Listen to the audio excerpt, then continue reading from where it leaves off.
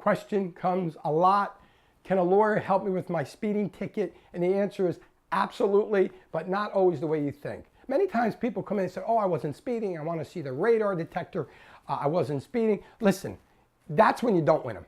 All right. Officers can what's called pace you, where they can, whether they did it or not, say, oh, I was following him and I looked at my speedometer and I followed him for 3 seconds at a distance of, I don't know, 15 feet and he was going this.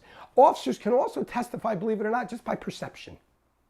Say, listen, I've been doing this like I'm an expert and I saw that car go by. I'm estimating that it was definitely over 65 miles an hour. And remember, these are tickets in municipal court. In municipal court, you don't get a jury trial.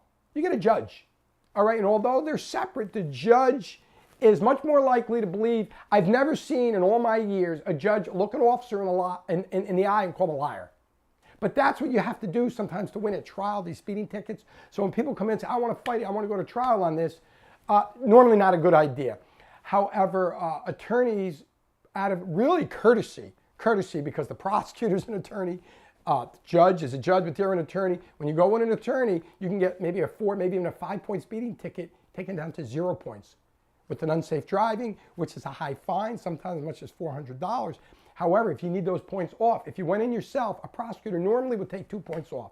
So if you have a typical speeding ticket going 14 miles over the limit, that you're going in a 25, you're going 43 miles an hour, something like that, that's a 4-point ticket. If you go in yourself and you can absorb the 2 points, you might want to call your insurance company, take the 2 points.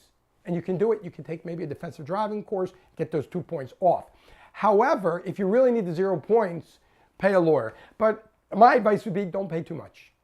Really don't pay too much, because most lawyers, okay, can get you down to 0 points on the speeding ticket.